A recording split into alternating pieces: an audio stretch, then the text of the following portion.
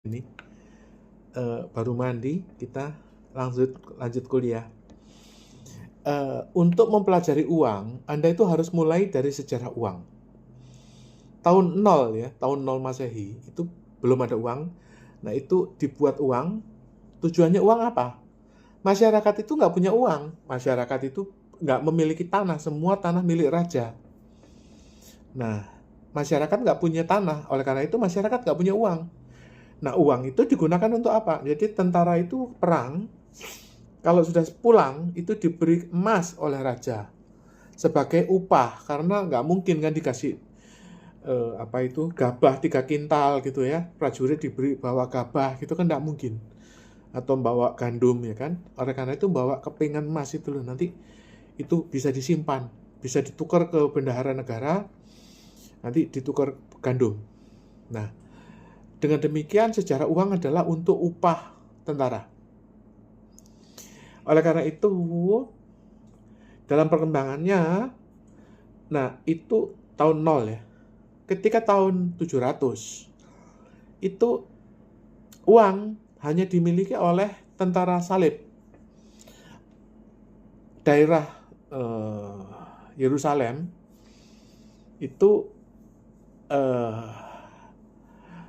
banyak tentara salib. Orang menyebut tentara salib, kenapa? Karena itu tentara Kristen ya. Tentara Kristen.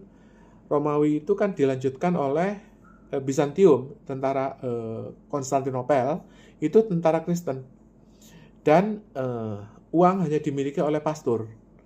Pastor itu menjadi gubernur atau adipati atau bupati ya.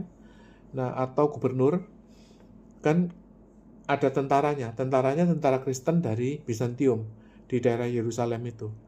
Nah, disebut tentara salib.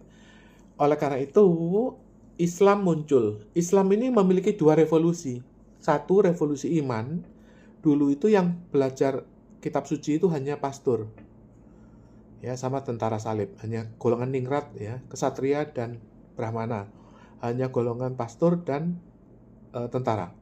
Yang kedua, itu revolusi pendidikan. Zaman dulu itu yang sekolah hanya pastor. Yang melek huruf bisa baca kitab suci itu pastor. Itu sampai tahun 1000, itu kitab suci nggak boleh dibaca orang. Oleh Islam, kitab suci itu malah dibagikan di madrasah. Jadi orang belajar kitab suci itu di madrasah. Madrasah itu di sebelahnya masjid. Itu sekolah, universitas. Oleh karena itu, yang mengembangkan ilmu pengetahuan semua ini adalah orang Islam. Karena apa? Karena peradaban Yunani itu tidak diterjemahkan ya. Karena Konstantinopel itu menggunakan bahasa Yunani, sehingga ya sampai dengan tahun 1000 itu ya orang pakai bahasa Yunani. Nah, tetapi bahasa Yunani itu tidak pernah diterjemahkan. Itu yang menerjemahkan bahasa Yunani kepada bahasa Arab itu orang Islam. Seluruh pengetahuan didasarkan dari bahasa Arab, termasuk hukum Newton, semua ini, hukum astronomi, matematika, ya, termasuk budaya, kebudayaan itu sudah ada di zaman tahun 700, yaitu budaya Islam. Artinya mereka yang menerjemahkan buku-buku Yunani kepada Arab.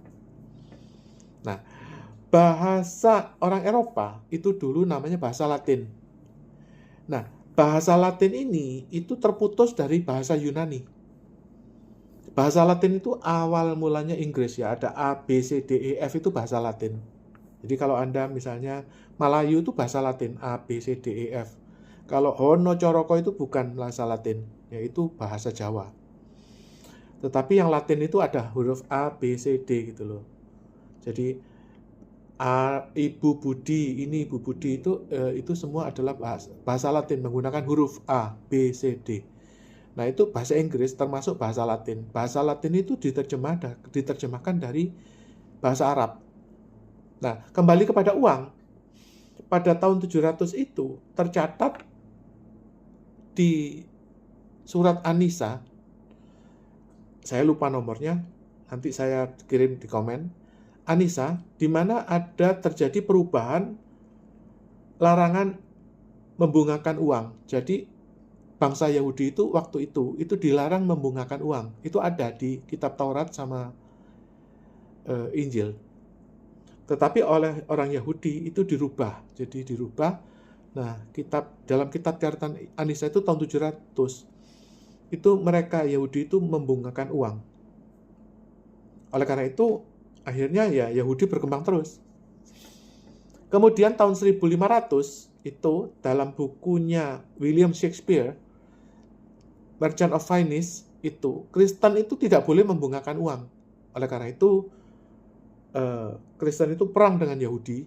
Dalam kisah Merchant of Venice itu, anak gadisnya pendeta itu menikahi orang Yahudi. Dan akhirnya terjadi perang kelompok Yahudi dengan kelompok Kristen. Kelompok Kristen itu kalah. Karena apa? Karena bangsa Yahudi ini membungkakan uang. Bank namanya, bank. Itu tahun 1500 sudah ada. Akibatnya Kristen mengadopsi bank. Jadi tadinya Kristen itu melawan bunga bank, akhirnya karena kalah ya otomatis Kristen ikut mengadopsi bunga bank. Itu sejarahnya.